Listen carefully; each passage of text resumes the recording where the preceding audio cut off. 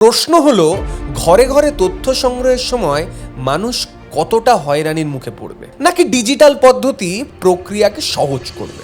ভারতে শেষ জনগণনা হয়েছিল 2011 সালে। কোভিডের কারণে 2021-এর গণনা পিছিয়ে যায়। এবার নতুন করে 2026 সালের এপ্রিল থেকে সেপ্টেম্বর মাস হাউস লিস্টিং ধাপ, আর মূল গণনা হবে ফেব্রুয়ারি 2027-এ। সরকারি তথ্য অনুযায়ী এটি হবে ভারতের প্রথম পূর্ণাঙ্গ ডিজিটাল জনগণনা, যেখানে মোবাইল অ্যাপ ও অনলাইন সেলফ এনুমেরেশনের ব্যবস্থাও থাকবে।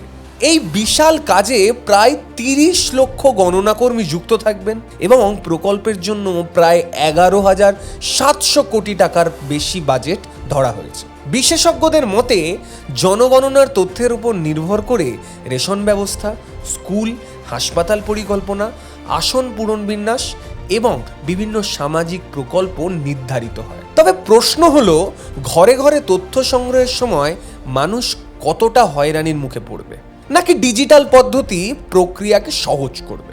একই সঙ্গে প্রশ্ন থাকছে, এই তথ্য কি সত্যিই উন্নয়নের পরিকল্পনাকে আরও বাস্তবসম্মত করবে এবং সাধারণ মানুষের জীবনে তার প্রভাব ঠিক কতটা পড়বে।